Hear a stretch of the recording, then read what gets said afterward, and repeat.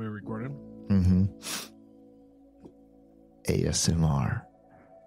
Mick chewing thick pizza. This is some thick pizza. It's a good dough, though. I'm not saying anything because I want the people to hear you. It is a good dough. You know, it's even better when like you're trying to make something for the ASMR people. You have to let them know that you're not wearing any shoes or socks, and your feet are just out, your toes drumming against the floor, and then like those sickos are just like, oh. You want me to kiss this microphone too?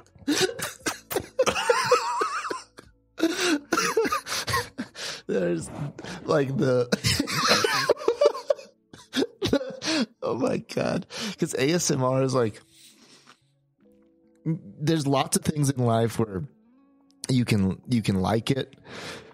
And then the line between where it becomes sexual is like way out there. ASMR is it's a here's the thing. It's just like, cat tongue on microphone.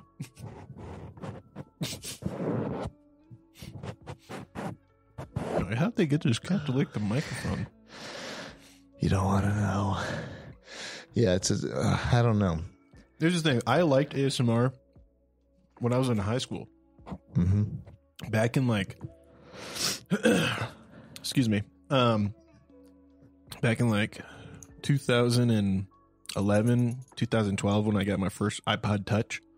Oh yeah, I didn't have a smartphone, but I had iPod Touch. Mm-hmm. You're the guy who was trying to get Wi-Fi so you can talk to your friends. No, I had a cell phone. Oh, okay. I had a flip phone and an iPod Touch. But I would put on ASMR videos when I was going to sleep. But all ASMR was back then was just like white fan noise ASMR. Right. Or I remember one I listened to a lot was literally just driving on the highway at night ASMR. And it was literally just the sound of being in a car on an interstate highway and cars passing. Or like a rain.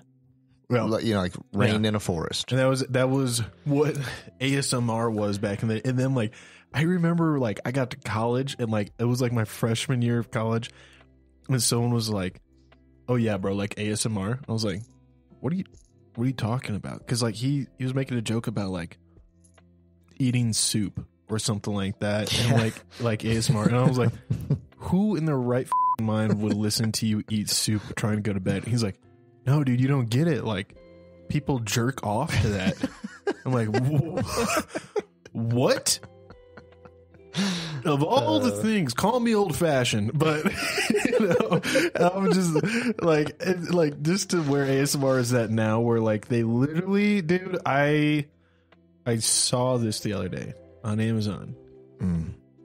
I was actually looking at podcast equipment, and they make ear-shaped thing covers to go over your microphone for you to lick, to make the sounds of you licking an ear, but into the microphone. It doesn't sound any different.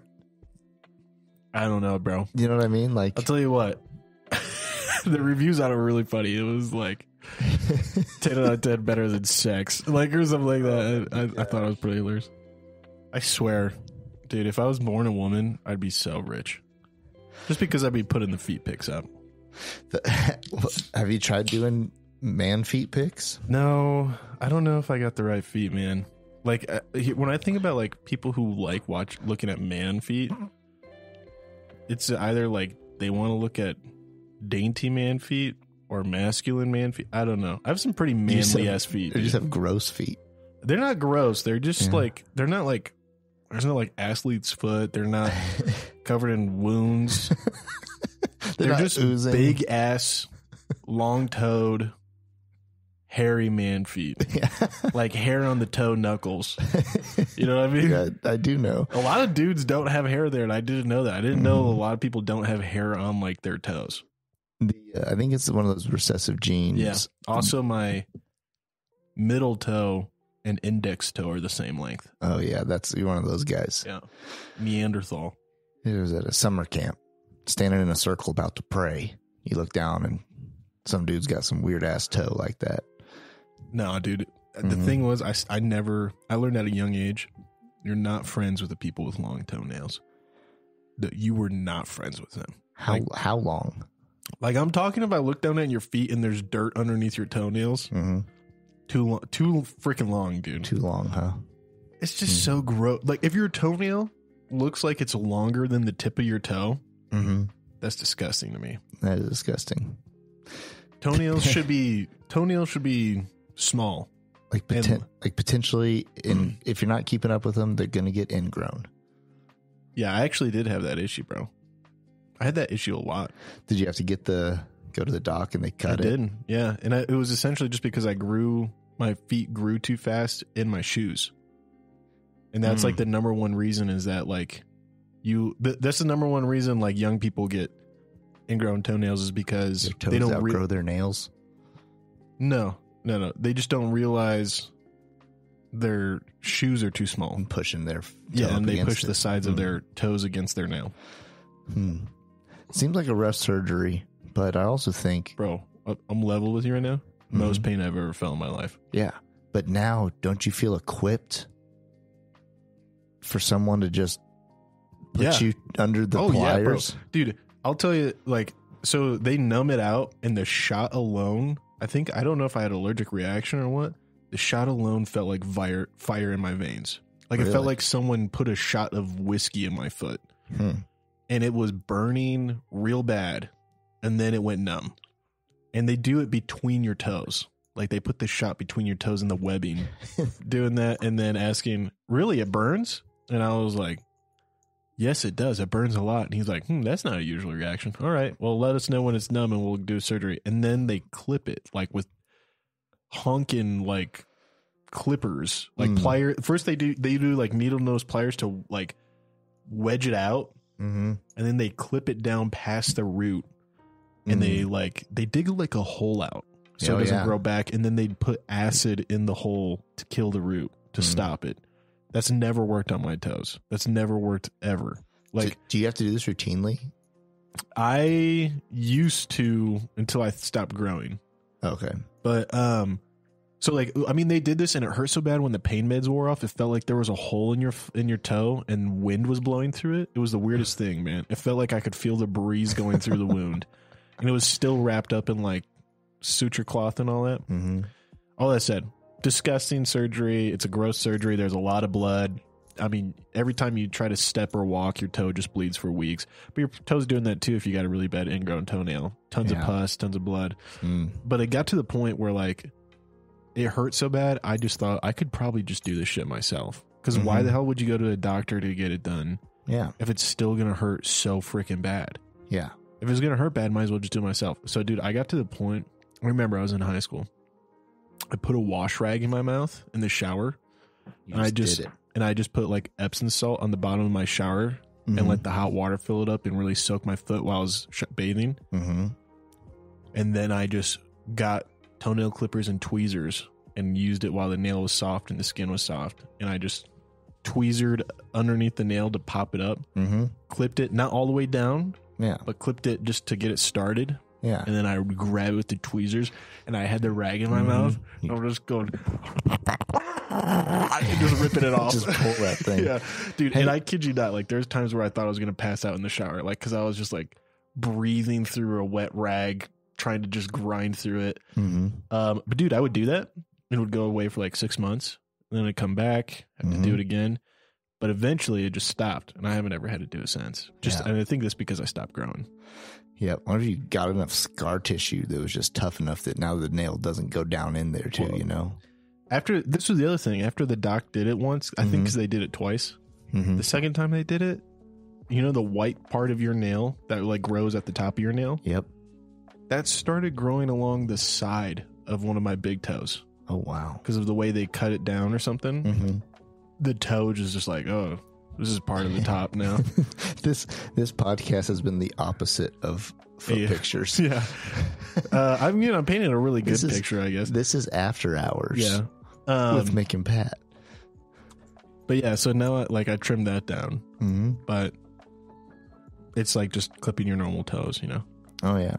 So all that said, dude, Ingrown, I mean, breaking my femur hurt, but it was a different kind of pain than like ingrown toenail pain. Ingrown toenail pain, there's points where I as a kid, I was like, what if I just cut it off? It would be less painful to just cut the whole toe off. Did you say you've broken your femur before? I did break my femur, dog. How'd that happen? Bro, if I'm going to share a story, we actually do have to do like a content warning. All right. Because I've shared the story with people and I've had people like straight up pass out, like go unconscious, faint. All right. Well, if they've made it this far, they're like a little bit okay with it. Yeah, probably. And so now now you're warned. You've been warned just now. Yeah. So I was a novice snowboarder. What year is it? I started snowboarding 2006, doing lessons. Mm-hmm. I would go probably 6 to a dozen times a year. So you were wrapping up elementary school, like 5th grade. No, sixth grade. Sixth grade is when I started learning how to snowboard. Okay. And then this was in 2008, so I was an 8th grader. Mm-hmm. Martin Luther King Day. A classic snowboarding and skiing day. Yeah. It's when the lift lines are rowdy. And we were at Winter Park in Colorado. My mom was working as a nurse for Denver Public Schools and was a part of a program where they just gave her a load of ski tickets to take inner city kids up to snowboard and ski. And she would just always pull us out of school to go up with her, you know. Mm-hmm. And so we were up there and, it was 7th grade, I think. 2008. Martin Luther King Day. Yeah, so it was 7th grade. Because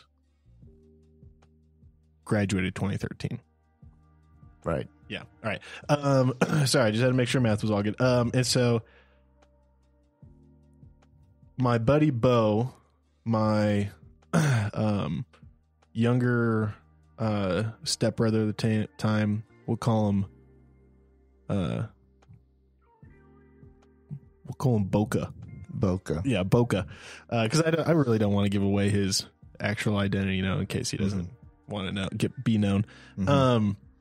But Boca, and then Bo's younger brother, his actual younger brother, which we'll just give him the alias of Cody. Sorry, Bo, odd one out, dude. But so we were all snowboarders together, and all of us rather kind of similar level. I would say Bo's probably the best one. But we all had decided today's the day. We're gonna go through the freaking trees, man. Like we're gonna learn how to snowboard blacks today. We're gonna start going through the woods. And we did like one tree run that wasn't really like blacks at all. I can't remember what the run was, but it was like pretty well spaced out trees, and it was easy to go slow through it. And we're like, oh, that was fun. Yeah, let's do it again. And bro, you ever have those early mornings as a kid? Like it's a weekday or weekend morning, and there's just something in the weather and the energy, and you're like, oh man, today's gonna suck. Like, as a kid, like, I don't know if I'm gonna get sick today. I don't know if I'm gonna get hurt. But like, you legit have a feeling like today's gonna be a bad day. You said a gut feeling. Yeah. Did you ever have that feeling? Like when you were going to school in the morning and it was like early in the morning. I'm talking like 7 a.m.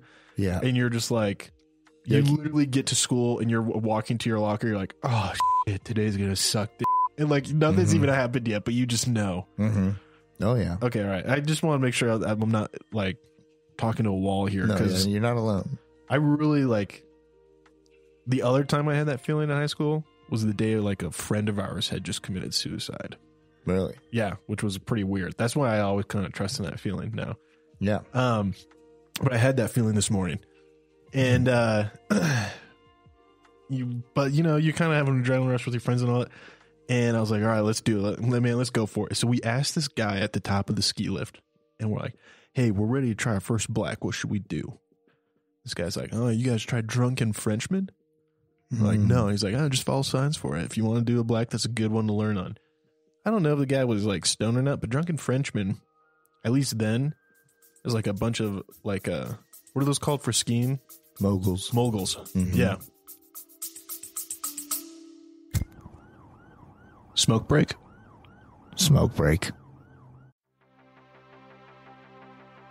Hey, Ken, it's Mick, and I've got something important to talk about. We all hope we never find ourselves in a self-defense situation, but life's unpredictable. Enter the National Self-Protection Plan from Attorneys on Retainer, an actual credible law firm you can put on retainer for your self-defense needs. For just $35 a month, you get national coverage in all 50 states for criminal and civil legal representation in self-defense situations, complete with a 24/7, 365 toll-free emergency line. That's real legal support when you need it most. What's in the package? Bail bonds, scene cleanup, firearm replacement, even mental health counseling. Plus, 0 fees for a laundry list of defense-related costs like expert witnesses. So support the show and get yourself some peace of mind. Click the link in our show notes or visit our sponsors page to sign up for the National Self-Protection Plan from Attorneys on Retainer. Hey folks, Pat here. If you're like Mick and I, you're a fan of classic tales like Lonesome Dove, Blood Meridian, The Three-Body Problem, and Steinbeck's East of Eden. With Audible, you can dive into these epic stories anytime, anywhere. Sign up for a free month, and your first audiobook is on the house. To start your free trial and support our show, click the link in the show notes or swing by the sponsors page on our website. Want an awesome website for your podcast? Check out Podpage. We use it for the Mick Pat show, and it's a game changer. Set it up in minutes, no coding needed.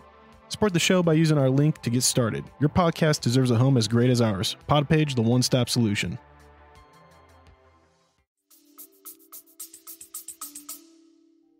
And not snowboarder friendly. No, in the woods, dude.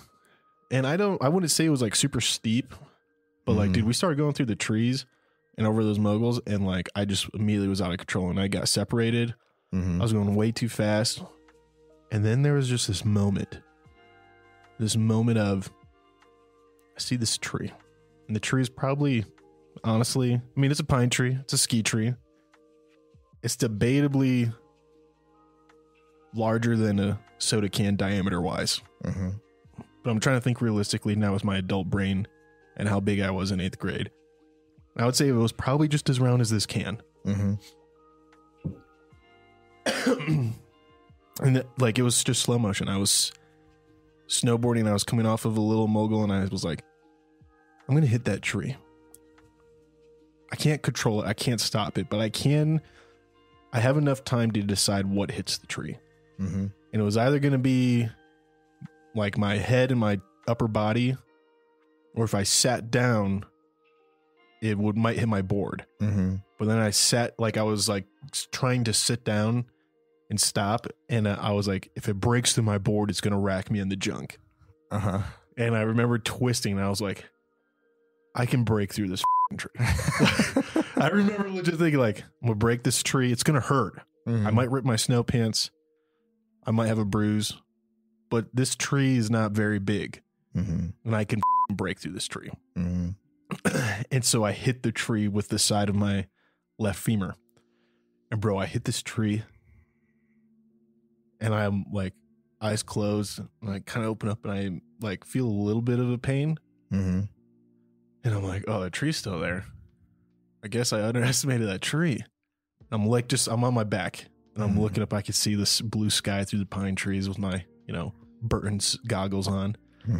I put my hands behind myself to prop myself up and sit up. And I see my snowboard is like hanging off my right foot. And there's like nothing in my left binding. And I'm like, holy shit, I hit it so hard I went out of my bindings. Like that's only happened a couple times when I was really rolling hard. Where like a foot's come out of a binding, bindings come loose. But like, as I kind of realized that, I felt like a bruising pain on my face, and I looked over and I saw next to like my forearm, as I was kind of propping myself up, was my snowboard boot. And on I was your like, face. Like it was like I had hit the tree. My snowboard boot like flew off my foot and hit me in the face. Right. Oh, I'm just telling you this how how it happened. Yeah, right? I know, but I know what happened. And, like I look and it's like the toes of the boot hit me in the face. And then I see my pant leg around the boot. Oh my God. And I look and I'm like, well, that's impossible. And I followed the pant leg around the tree back to my hip. And I'm looking at it and I'm like, oh my God. Like I hit this tree and my foot was touching my face wrapped around it. And oh my the God. contortion of it, that like for my toes to be touching my face, was that like it was, you know, jointed right at my hip. Like it was like an inch down from my hip socket where it broke. Yeah, just below the ball. Yeah, and so it crinked right there, right around the tree. And then my knee was essentially like bent straight, and actually my knee was hyperextended. And so it looked like, it looked like my leg had just folded back 3 joints, and like to get my foot to my face. And like it hurt, dude. Like my foot hit my face like hard. Yeah. Like I had a bruise on my face. Oh my God. And so like in the pure 8th grade panic of my mind, I mean, pain had really still not set in quite yet. I just was like absolute shock, panic. I got to get help. And I tried standing up, and I felt the bone lacerate the muscles in my leg. And I felt, that's when the pain happened, and it felt all the muscles in my leg like snapping like rubber bands, like just all around. And when that happened, I just started screaming for help, and I could see probably like 15 yards through the trees was just the normal run. And I was just screaming, please, someone help me. Please, someone help me. I was pulling out my LG flip phone, you know, my little 7th grader one that I got from middle school. And I could not get a signal on it. Like I couldn't, and I was like, I couldn't find Bo. I couldn't see them through the trees. I couldn't see Cody or Boca anywhere. And so I'm just screaming, and I was like, I'll have to crawl somewhere to get help, but I don't want to lose my snowboard. So I start unwrapping my foot from the tree. And I'm like screaming and crying the whole time, right? Like I mean I'm not trying to sound like tough guy. Like I'm literally just in panic mode. And when I unwrap my foot from the tree, my toes are pointed down in the snow on my left foot. And you could have asked me 100 times, and I could have stared at that pant leg for 30 minutes. I would not have been able to tell you which way was the right way to rotate my leg. To get it back forward. Like, yeah, like I was looking at it and I was like, I don't know which way to flip this to get the toes pointed back up. Your leg is 180'd. Yeah. And you don't, if you go one way, you're going back to 0. Another way, you're going to 360. Yeah, exactly, dude. And my knee was like, my knee joint was like out of socket too. So like there was so much I couldn't do. I couldn't feel my toes. I couldn't move them. Gosh. And so at this point when I'm unwrapping it, I just hear this guy like, oh shit, oh shit, oh shit. Okay. And like I look over and there's like this older skier guy. And by the time he's up to me, he's already got his helmet off and he's like unclicking out of his skis. He clicked out fast. He like knows what's happened. Oh yeah. And he's like, okay, buddy, you're all right, man. And like so he starts helping me out. And I remember he just put his helmet underneath my head, put his gloves in it, and like was kind of covering me. And I was panicking. I was like, dude, don't let my board slide down. My mom would kill me if my board like slides down and I lose my board. And he's like, no, dude, you're gonna be all right. Your board's right here. I'm not gonna let it slide away. But dude, this guy, like I knew it was bad too by like the way his face was. Like he was looking at me like I just found a dead kid. And then eventually my friends found me. I told them to go down and like tell my mom. I think I broke my leg. And then this old guy was like, no, like tell them to call, like to get emergency services up here right away. Like, please understand, I'm not going to leave him. You need to tell them to send, the snowmobile and stuff up here, ski patrol. And so my friends go down and like my stepbrother at the time, Boca's just like, and I think he's overreacted. It didn't look broke. Oh my gosh. But Bo, so I guess just being a giant. No, I think he just honestly. No. He said, he's just being a and my mom was like, "Oh, really? What?" And then, but then Bo rolled up, and Bo was crying because Bo had saw the old guy, and I guess at the time Bo showed up. I didn't see when Bo showed up. I didn't notice, but the old guy was trying to figure out, like, he was like playing with my foot almost, which way to turn gosh, which it. way do I rotate it to get this kid out of some pain? Mm-hmm. And so Bo was like, it's bad. It's like really bad. Like it's really, really bad, you know? So my mom started panicking at that point, trying to be cool.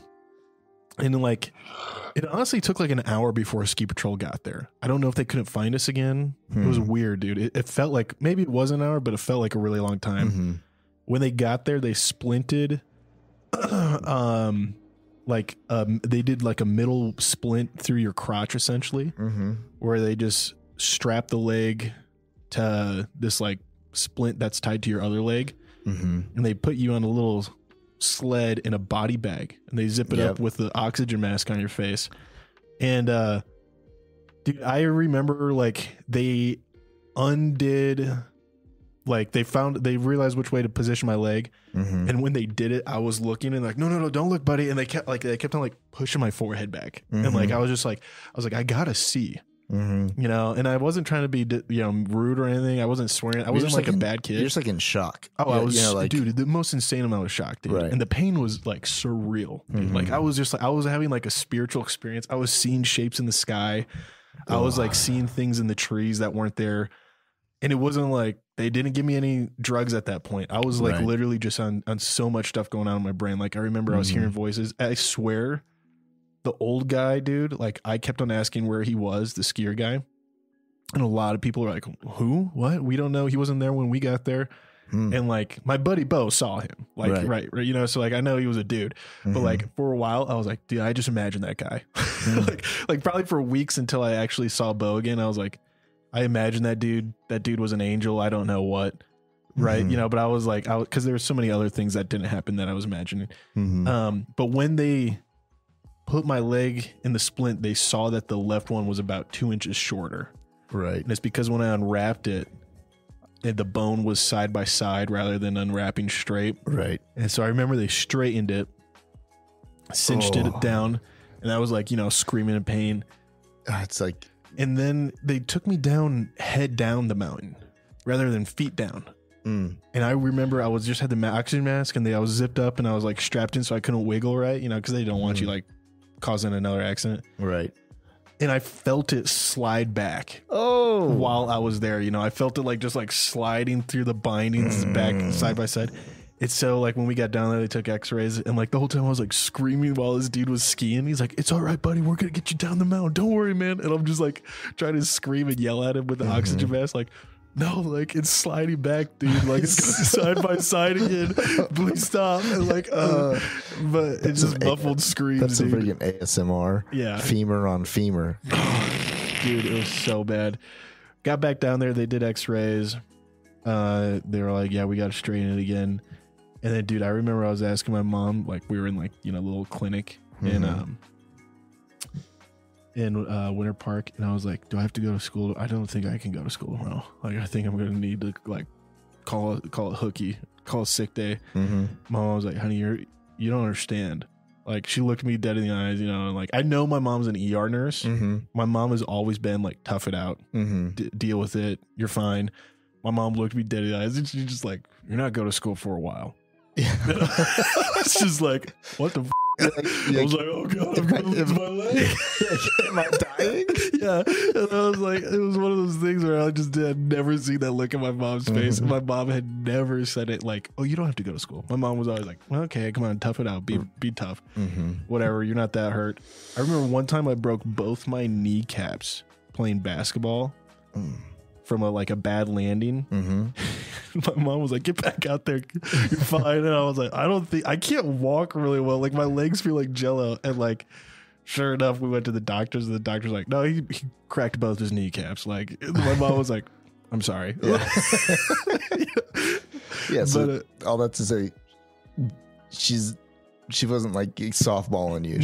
No, like, I knew that look on her face was like, oh, I'm f***ed up. Yeah. Like, I'm really in dire straits. But then I was like, okay, but before we go, because like I knew I'd been snowboarding enough to know like this is gonna be traffic. Martin Luther King Day going down the mountain's gonna be miserable. And I was like, I really would like to go to the bathroom before we get in the ambulance to go down. Like, can I get some crutches? And my mom's like, honey, you can't crutch your leg is hardly attached. Like you've torn through the muscles. You're lucky you didn't tear through the artery skin. or compound. Exactly. Mm-hmm. And I was like, so how am I supposed to pee? And like, she's like, do you really have to pee? I was like, I really do. I have to piss really bad. Like I held it the whole time of the mountain because I didn't want to embarrass myself and pee. And she's like, okay. And she did not tell me because she knew I'd get scared and panic. But she goes out of the room. This nurse comes in. She's like, so I just need you to lean back and relax, okay? And this smoking hot ski clinic nurse put it in a catheter. Yeah. And I was, as like a 7th grade boy, dude, I was like the most embarrassed I've ever been in my life, right? Because I'm just like, dude, I'm in absolute shock. It's cold outside. Man down there is like mid-puberty. It ain't nothing to blow off her socks, right? And she's having to grab it with her hands and like shove a tube in it so I can piss. And it was the weirdest feeling. Have you ever had a catheter? Thankfully, no. Dude, it feels like you're always peeing. Oh yeah, because it's just like that nerve is always stimulated, and you just feel like you're pissing constantly. Oh my gosh, it was the weirdest thing to get used to. But afterwards, like she did it. She's like, all right, you're all good now. She like, patted me and smiled and she was really nice and very professional about it. Yeah. And I felt like, I know I was probably like just rosy cheeks, right? Like just so, at that point I was also on some pain meds. I was about to say, luckily. They were like, at that point, like I was on a drip. Like it was good. Luckily you were in so much pain and pain meds and shock that like, you didn't get a boner. Make yourself unable to pee. Like I told all my friends and all my friends, like middle school friends, I remember just like, dude, did you get a boner? Did she jerk you off? And I'm like, no. I was in shock, dude. I thought my leg was starting to be attached. And like, oh, dude, I think I would have had a boner and we would have banged it out there at the clinic. I'm like, all right, you really think so? Clearly, you have a grasp of reality. Yeah. But no, she was so professional, and dude, I remember like. I was on drugs because as soon as she turned around, I just like started pissing. Like I was like, I have to pee so bad. And I was like, I had an apron on and all that, right? I was hidden. But dude, that ambulance ride down to Swedish was just hell. So painful, bad traffic. They put me on straight up, what's a really powerful opium one? Opioid. Not morphine. Yeah, it was morphine. Morphine, yeah. Yeah, they threw me on morphine and I was just like, it was like another planet, dude. I could not, it felt like it passed. I have a memory of it being really long, but honestly it feels like it was 2 seconds. Yeah. Once I was out of it. Morphine's weird. You feel it at the injection site. You just feel it wash through your body.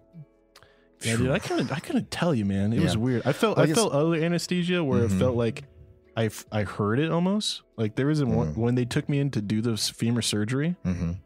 I heard a ball in my head bouncing, and it sounded like a higher pitch frequency, and then I was out. What? How extensive was the surgery? They just put you out to like reset it, or did they have to cut your leg open? Oh, yeah. So we got down there. Doc comes in. Doc is totally not a kid's dude. Like he doesn't know how to talk to middle schooler. He's like, so we need to talk about a few things here, just because you need to understand the risk of surgery. You might die, and I'm just like, what the fuck? Yeah. Like, and my mom was like, honey, he has to tell you that. He's like obligated by law to tell you that going into surgery. If something went wrong, you might die. As a kid, you're just like, so we're playing it like 50-50? All right. Yeah, I was like, just take the leg, motherfucker. Yeah. Like, leave me my life. Yeah. But, so like, I do, but like, I remember doing that stuff. What I didn't know was that when they did like x-rays weren't good enough. They had to do a full body x-ray, or, what is that? MRI, CAT scan, whatever. MRI, CAT scans your head. They can do both. MRI, yeah, it was probably MRI. He went in the big tube. Yeah, it was loud for a long time. Yeah, it really sucked. But was in it, and they pulled me out, and what they had found was like a benign tumor in my kneecap, and they had an oncologist diagnose it. But this was just after a couple of years after my mom had breast cancer. So my mom was like, "Whatever you do not go in there and tell my son that he has a tumor in his knee." Right, because you won't understand. That will kill him. Yeah, you don't understand. Like he just saw me go through cancer and had to take care of me. If he has to go through cancer or thinks he might even have it, like you don't say anything. So I remember they came in through these X-rays up, and it looked like I had quarter in my knee. Did I was you like, see? well, what is that? Yeah. And and I remember the doctor just like this old, like super like classy doctor, right? Yeah. Like your most Old classic school doctor. yeah, Yeah. white hair, no facial hair, just old guy. And he's like, we're not sure what that is. And, but here's the fracture and here's what we're going to be doing. And here's our plan. And I'm like, okay, but is that like just a piece of my bone floating around? And he's like, yeah, probably is one of those. I was like, damn, really messed up. Like, just got a bone the size of a quarter just float around by my kneecap. And I didn't find out that was a tumor till like years after. Really? Yeah, because they got it tested and it was benign, and they just left it like. No, they took it out with surgery. At that same time, they might as well take it out. They're like, we're getting in there. But so what they ended up doing, I go in. I remember the nurse looking over me. Was this beautiful red-haired nurse. She had, I don't know what her smile was like, but she had gorgeous eyes and this beautiful red hair. And she's like, all right, just start counting backwards from 10 and think of a really happy thought. Dude, all I could think about, I was like, I just want to dance with this nurse, man. And like, I was just looking at her. I was like, could we dance? And like, she just started giggling, bro. And I just remember going out, dude. And that's out. That's when I heard the bouncing ball in my head. It was like zing, zing, zing, zing, zing, zing. And I was out. But I still think about her. Like, I still will see her face sometimes in my memory when I think about this whole stuff. I was just like, dude, she was a really pretty lady. And all I wanted to do as a 7th grade boy was take her to a dance. That's funny. But then, yes, they drill a rod down into the femur to connect the pieces. Then they did 2 screws. And then they just break the drill off, essentially, because the rod is the drill bit that drills in. And then they left that for a year for the bone to grow, and then they took it all out to not stunt my growth. And honestly, none of it was that painful, like breakage wise, but the muscle recovery. Like, I had to learn how to walk again and like all those muscles to grow back. It was like the medius, minimus, maximus. What's the inside one? There's like an inside one that goes across almost essentially your whole femur to your knee. Like it's like a diagonal muscle. I can't remember. I'm not a physical therapist. I'll ask my physical therapist, but all of them, dude, shredded all of them. And like, I remember the physical therapy. Like, I would just go into the physical therapy clinic. My physical therapist, he would just take this like plastic angle thing. And he'd just move it from like a flat 180 to like 175. And he's like, we're going for 175 today. And that's all he tried to bend my leg. And just bending it that much, I would just be screaming bloody murder, swearing. And he was like, you can swear, you can scream, you can do whatever you want, man. It's 6:30 a.m. There's no one else here other than you and me. And dude, I just scream my bloody mind out and cry. And then like, he'd set it down. He'd put the electrical like stickers on it and just do shock therapy on it for a while to get the muscles twitching. Like angle meaning like if you're laying on your back and he's trying to like bring your leg up. So yeah, I'm laying on my back. I'm actually probably sitting up a little bit.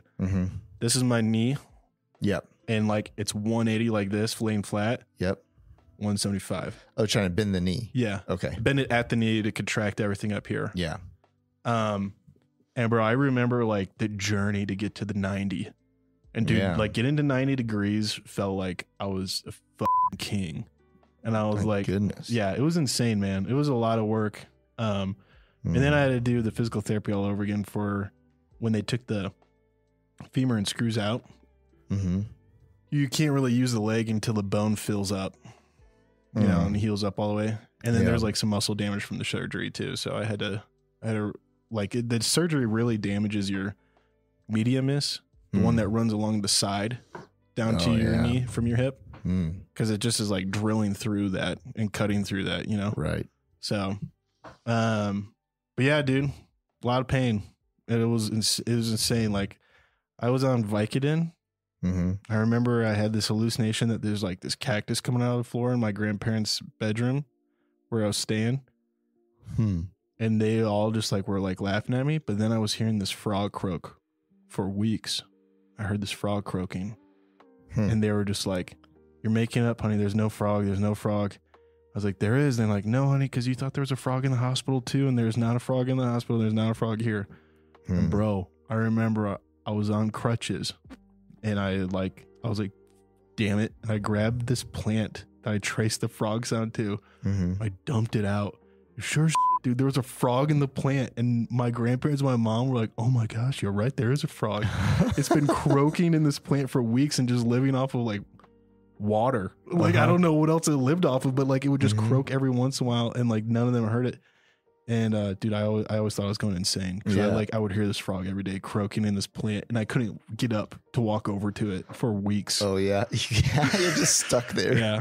Oh my goodness. Pissed in a bottle for weeks too, dude. That was a rough one because it took weeks before I had just the energy to hold myself up on crutches. Like your body's just doing so much triage. And I was also on Vicodin for probably like 2 weeks. And then by the time like I could walk up and go to the bathroom, I had been like pissing in a bottle for like 2 weeks, and it was so gross. So you just get, I mean, there's the laziness effort, you know, where you've been so drunk, you're like, I'll piss in a bottle just so I don't have to stumble to the bathroom. And then there's I'm miserable, and if I could just go to the bathroom and not piss in this bottle, I'd feel so much better. Yeah. But it was a pretty intense process, man. All that said, ingrown toenail hurt worse than the actual breaking of my femur, because the breaking of the femur didn't really hurt that bad until I tore all those muscles. Right. It's a big ass bone to break. Yeah, it's hard. I think like they say you have to be going pretty fast to break it with snowboarding, like to hit a tree. You have to be flying. Yeah, I don't know what the whatever the pounds per square inch or whatever to like break it, but like compared to any other bone in your body, it's pretty significant. My father-in-law's broke his femur twice. Really? Yeah, once. Same one? I think so. Once. It's harder to break it after you do it once. It gets stronger. The first time was in a car accident, and the second time was he was on a tandem bike riding down a mountain pass on a tandem, and I think the front wheel tacoed. Wow. And broke his femur again. And he was by himself on a tandem bike? No, there was someone with him. Yeah. No, they were doubled that guy up. Okay? Yeah, he's fine. But yeah, so now like since I know that story, anytime I get any like speed on a bike going downhill, all I think about is my front wheel's gonna taco. Yeah, that is a scary feeling. That's it. Especially when it starts getting wobblies. You know, just real quick, it's actually not that impressive of a number. Okay. The femur can hold lengthwise 6,000 pounds of pressure. Right. But it only takes 160 pounds coming from the side to snap it. So it's really not that much. Right. But there's sometimes where it's like when someone breaks it, not so much from the side. You know, I wonder what other pound, you know, like in a car accident, head-on collision, if you break your femur, the rest of you is up. Yeah, like you have imploded organs. From the side, like a T-bone, doesn't mean that much. It's always fun when I meet somebody who's never broken a bone. Immediately judge them as being wussies. Oh yeah, it's like it's funny because I don't think less of them. I just think they haven't experienced life as much as there's all sorts of different areas in our humanity experience pain. But I do want to shout out my physical therapist, not by name because I don't remember his name, but dude, the physical therapist I had when I broke my femur, he was missing entirely his ring finger on his left hand and down to the first knuckle on his index finger on his left hand. Wow. On his right hand, this could all be wrong. This is the best my ability to remember. His pinky was down to, on his right hand, the first knuckle. Ring finger was missing the top tip, so second knuckle. And then index finger was missing top one. So like not counting thumbs, he had one hand. Yeah. You know. Yeah. Yeah. But dude, he honestly looked like he in my memory, he has a striking similarity to David Wallace from The Office. Like glasses, short jet black hair, incredible jaw. Like just a jaw that could carve out ice and like a great smile and like a really businessman like tone of voice. But he was so friendly, always smiling, so nice, really kind. And like he never was cold when I was going through pain. And like I would be crying and laughing at him because I'd be like, oh, fuck you. Like as he's like stretching my leg out and he's like, oh yeah, fuck me, buddy. Fuck me. Like, and I just like being like, I mean, tears coming down my face and chuckling as like, because I had never had that kind of interaction with an adult. You know what I mean? And it was after I got the rod and screws removed my freshman year of high school. And I went back and he was, you know, it was his practice. The clinic was, I was talking to him and I was like, you know, doc, that I've never brought it up, never mentioned it, never been like, I've never tried to give you any kind of weird sideways look about your fingers, but I gotta know, like, those look like you're missing some fingers. And you know, like high school kid, I was like, I have a friend, we called him Lump, and like he's at our high school and he's missing the tip of one of his because he got stuck in a lawnmower. And I'm just wondering, doc, like, you know, your physical therapist is kind of ironic you don't got some of your fingers, like, did you get him stuck in a lawnmower or something? And like, dude, this man gave like he gave like the most like warm eyes kind of chuckle. And he's like, no, you know what, Mick, I did not lose them in a lawnmower. And I appreciate that you've never said anything. I never thought you would, or like we're ever going to be rude about it. And I really don't mind telling you about it if you want to know. And he said it in a way I was like, do I want to know? Right. You know, like we're kind of friends. Like, what if he's like, I lost them because I kill dogs. I strangle puppies and they just sometimes bite one off. You know, I didn't know what he was going to say. And so I was so nervous and I was like, no, dude, Doc's a great guy. I was like, yeah, I do really want to know. He's like, I was in college and in college I met a really wonderful woman and we fell in love and we were talking one night out in a car. We were parked in the car outside of her sorority and her ex-boyfriend showed up and he showed up with a firearm and I got out of the car to try to like calm him down and make him think things over. And he started shooting and I put my hands up to block my face and he showed me where the bullets went like through his hands and tumbled into his like collarbone, his neck. He had scars in his neck and collarbone. Yeah, going like it wasn't. I can't remember what he said, but it wasn't like he was getting shot with like plus P 9mm. You know, maybe like a 380. But it wasn't like he getting shot. He got shot and went unconscious from the blood loss. And he woke up, and the boyfriend had killed his girlfriend. Oh my god! Like shot and killed her, and he like was in the middle of like medical school and like gonna be a physical therapist, and he like just committed to sticking it out.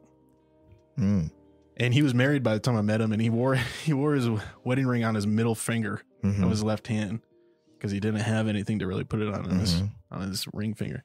But I just remember hearing that story and like I was like, holy shit. Yeah.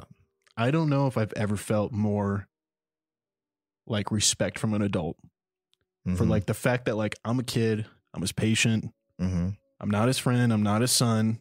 The fact that he met me as an adult and I made a dumb joke about him not having fingers, like my friend Lump doesn't have a finger. Did you lose yours like his? Because he's dumb and stuck it in a lawnmower. Yeah, because he's a dumbass kid. Yeah. And this grown man just met me as an adult. I was like, no, I'll tell you if you want to know, but I'm going to give you an option, you know?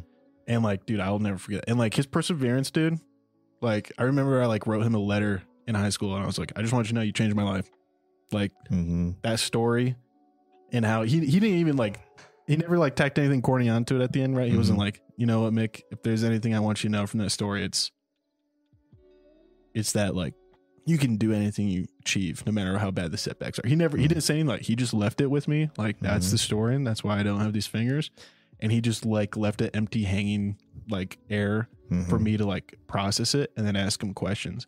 I remember I didn't ask him anything. I was just like, holy shit, like, I'm sorry I didn't know, and I'm sorry I made that joke. Like, I just didn't think it'd be anything like that. And he was so gracious and kind. Mm-hmm. You know, he was such a humbled man. And I actually, now going to physical therapy, this is dumb, I cried in the car on the way home from my first physical therapy session because I thought about him. I was like, I should remember his name. And 2, I should, once I figure out his name or look it up or call around, I should write him a letter. I should send him a Christmas card to my wife and I and just be like, appreciate you. Legs going good, you know, like legs strong as it's ever been. Just because like that dude literally changed, I think, my life, and like that story it really stuck with me like for years, you know. Oh yeah, and that's an incredible story. It's not very many people have a story like that. The holy smokes. Stay strapped out there. Yeah, no kidding, right? Jeez. It's like it sounds like it's out of a movie. But also, if he was strapped, he might have died. Might have, because he didn't tumble those bullets. Yeah, you don't know, right? Like that's why at first I was like, when I share that story, I'm always like, I want to preface it with like giving an idea of how gentle and nice of a guy he was. Because that story, like usually you'd think like someone would say, you're making shit up, because they'd probably tack on like, I got out and I got shot a couple times, but I strangled and beat his ass. Probably a lie. Right? But like, dude, his story was like, dude, didn't win. Didn't win, lost it all. Man. Yeah.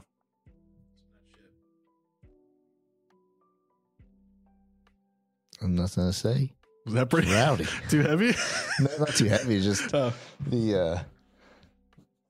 it's a wild story to come to with it's weird. I wonder, it's like, I guess that guy's sitting in jail somewhere, or maybe not, dude. Or not. I mean, that physical therapist probably was like in his 40s when I knew him. That happened when he was in college. That guy's dead or out. Yeah. It's crazy.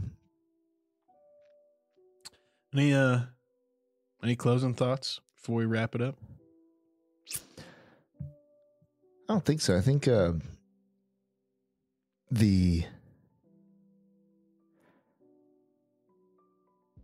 guy's story, what I was thinking of during that was like,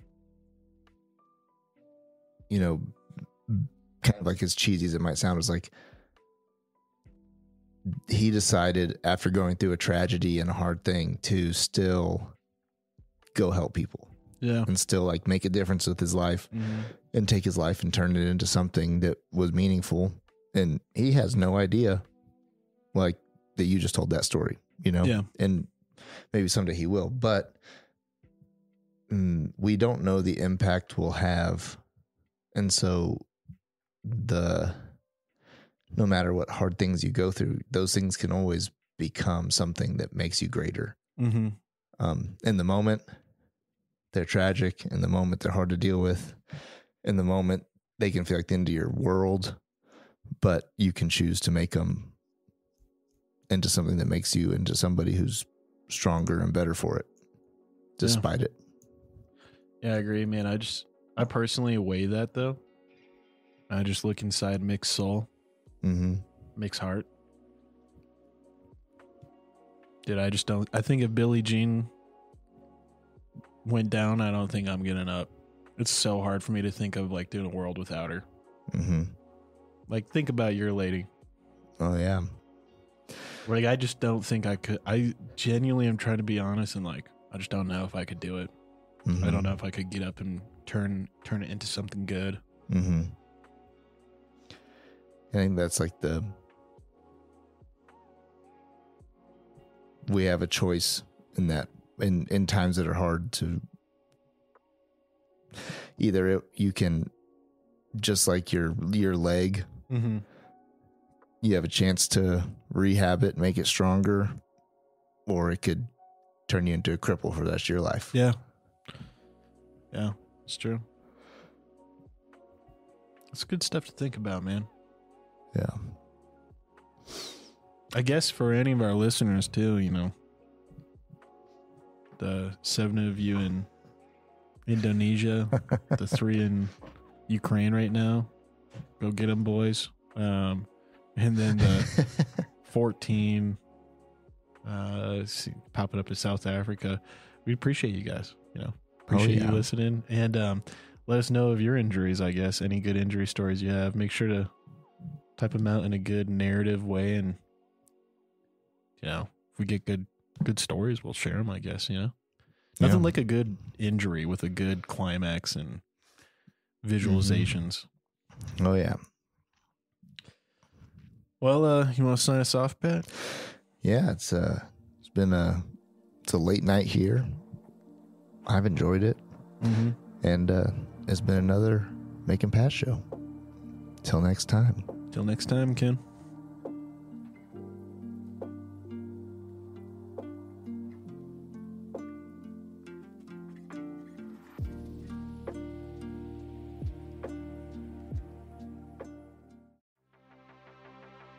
Thanks for tuning in. If you love this episode, drop us a review. If you have qualms or comments, leave us a voicemail on our website. While you're there, check out our latest news, merch, and deals from our sponsors.